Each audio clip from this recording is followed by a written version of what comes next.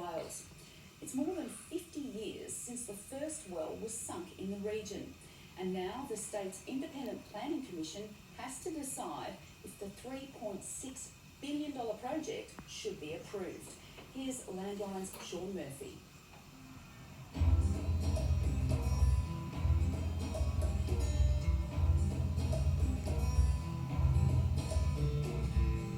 It's muster time near Coonamble on the central western plains of New South Wales. They're moving steers for a feedlot operation which turns over up to 35,000 head of prime Angus cattle for export every year. This enterprise produces the equivalent of 100,000 individual servings of beef every day. Wow! And key to the entire operation is water. Overall, it's all about the Great Artesian Basin. Without this water, our business cannot exist. We can't operate without it, and that was proven in the drought. We had 3 years of drought where this place still went at full capacity. David Chadwick represents an action group of farmers from all over the state's northwest who believe coal seam gas extraction could cost them their clean, abundant groundwater.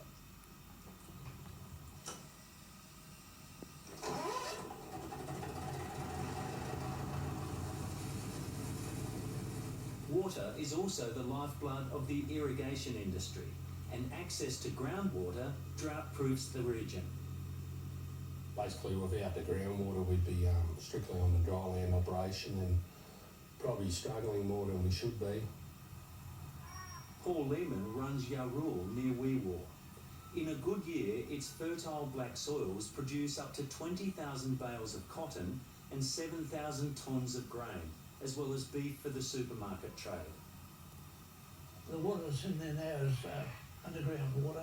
Yarul was developed by his grandfather, Vic Melbourne, who bought the property in 1950 and sunk 3 commercial bores like the one which fills this lagoon. He reckons coal seam gas is the biggest threat to agriculture in his 87-year lifetime.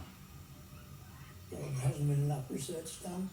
They're not really sure what they're saying, and I think I've looked at the results of some of the operations up in Queensland. The Australian energy company Santos is seeking approval for a gas field of 850 wells. Most would be in the Pilliga State Forest near Narrabri, but some would be on farms like this one owned by Peter Gett. He gets paid $30,000 a year by Santos and will earn another $1,500 for every well developed on his farm. It's not mega bucks for anything by no means, and it's not a real big part of my income either. But in the last 2 or 3 years with this drought, it definitely been substantial to help me a bit there. Santos has 3 test wells on his farm's worst performing paddocks. They're tapping into a coal seam hundreds of metres below the aquifer supplying his stock and domestic bores, and they're separated by a rock formation known as an aquitard. For the past 13 years, his groundwater supply has been closely monitored. There's been no change in our water pressure, and no change in our quality, and no change in the depth of our water. Welcome to the public hearing for the Narrabri gas project. The Independent Planning Commission, or IPC, will make a final decision in the coming weeks after a near 4-year state approvals process. It recently conducted an online public hearing, taking submissions from more than 400 people. It follows a record of almost 23,000 submissions to the Environmental Impact Assessment, with 98% against the project. 80% of the objections were form letters from groups such as the Lock the Gate Alliance. Even with COVID-19 restrictions, Lock the Gate still made its presence felt at the IPC's live link in Narrabri. Santos's big plan for this region originally was 7 gas fields from Dubbo to Murrurundi to Moree, and people know that, and so they are coming together over this gas field because they love the Pilliga and value groundwater, but also because as a region they're rejecting the sort of industrial vision that Santos is offering. Okay, thank you, Chairman and Commissioners, for the opportunity to appear before you today.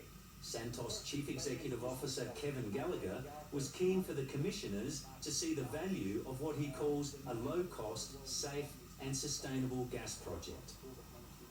The Narrabri gas project could provide up to 1,300 jobs during construction, up to 200 local, direct and indirect jobs during operations, approximately $1.2 billion in royalties to the state of New South Wales to help fund essential government services such as health, transport and education, and a community benefit fund up to $120 million for the benefit of local community groups.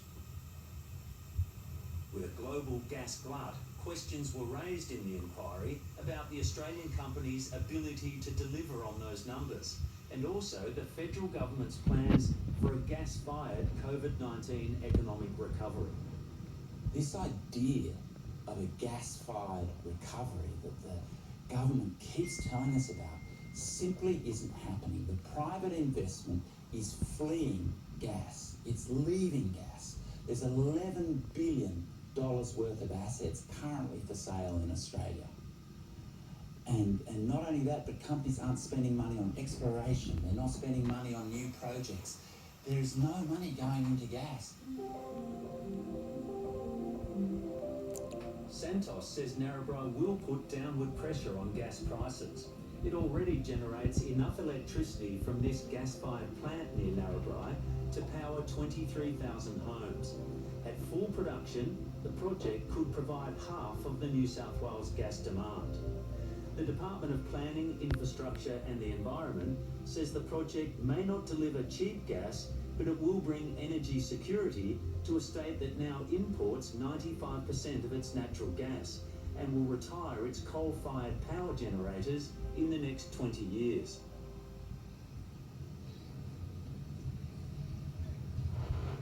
Water remains the key issue for the Narrabri project. How it will dispose of salt in the water drained from its wells is yet to be decided. It's unknown whether depressurising the deep underground coal seams will adversely impact shallower aquifers used for irrigation and stock and domestic supply.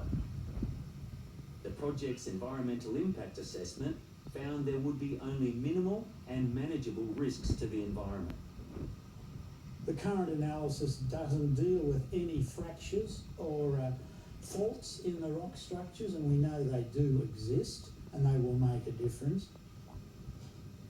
Hydrologist John Williams is one of Australia's most respected scientists. He was a founding member of the Wentworth Group of Concerned Scientists, a former head of CSIRO's Land and Water Division and a New South Wales Natural Resources Commissioner. Based on the company's own environmental assessment, he believes the Narrabri project poses an unacceptable risk. There are many things where the report's quite honest and says, we don't know, but we'll proceed and hope it works out. That's not good enough.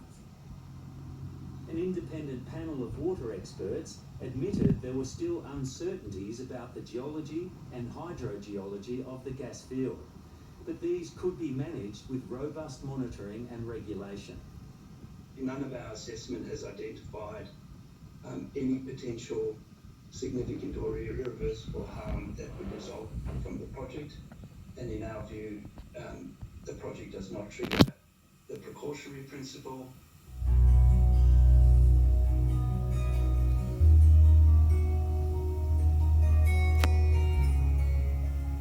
Australia's new inland rail line between Brisbane and Melbourne will pass through Narrabri, and last year the Shire Council bought 240 hectares of land here to create an inland port, an investment hub. It's hoping gas can attract new value-added industries such as a proposed $2 billion fertiliser project and Australia's first ever bicarbonate soda business using salt from the gas project's wastewater. The Narrabri Shire is supporting the project, and while it's hoping for a jobs and investment boom, it still has some concerns. We would like to see continuing monitoring of the gas wells, and particularly the abandoned gas wells, and we would like to see a safety net which is made up of assurances and bonds for the protection of our community. The council believes Santos has earned a social licence and local support for the company is building. I think you would find the divisiveness comes from outside our region. I'm a Narrabri business owner and I support Santos. We're Narrabri locals and we support Santos. Narrabri Business Champion supports Santos. Local supporters produced this television commercial to counter what they say is a noisy opposition campaign. I'm a Narrabri farmer and I support Santos. If the anti-coal seam gas industry win on this one, who is going to be their next victims? Where do they go next? They'll be looking for, we believe they'll be looking for a cause, and we're concerned about who that might be. But let's hope it isn't our agriculture and irrigation industry. Let's hope it isn't them. Do you accept that there still is some risk to the water that those farmers need? No, I don't accept